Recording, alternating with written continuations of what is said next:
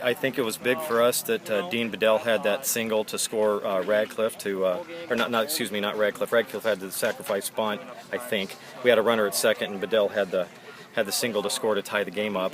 And then from there, we really took advantage of Jacobson elevating the ball. He was starting to elevate the ball, and then he made a couple of mistakes. I think a big one for us was taking 2 bases on that pass ball. Getting our guy from second home to give us a 3-1 lead, and then we just kept kind of chipping away. And I think that our offensive approach tonight was really good with him. He's got good stuff. We told our guys we were looking belt down to lay off the high pitch. He really elevated his pitch count, and I think that was a big deal for us because by the time he was out of the game, he was well over 100 pitches. Our pitching all year long has been really terrific. I think the difference for us this second half of the season is we've gotten offensive production 1 through 9.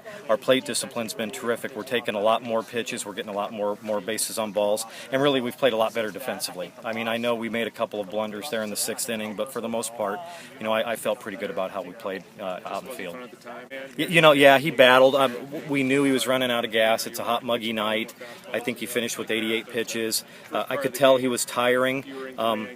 His last at bat, or last guy, White was going to be his last guy regardless.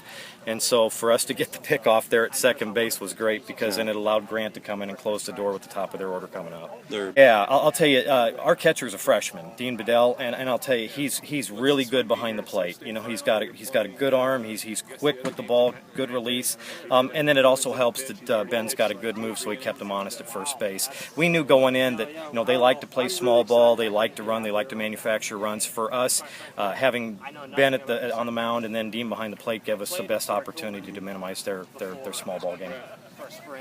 So nice to not see St. Albert in the district finals for us. Yeah, boy, seems like forever we've been going against them. I think this is the first year since 2010. I think. Yeah, and every year it's been a knockdown drag out, so it's kind of refreshing to see somebody else. But I'll tell you, having said that, we knew they were going to give us a tough game. Obviously, we were 0-3 against them going into this game. We knew what kind of team they had. And our league's been good this year, guys. Out of the 10 teams in our league, 8 of them are really solid teams. And so for us, really getting through our league has prepared us well for postseason. I would say we're in a good spot because of the fact we've been pushed almost every single night.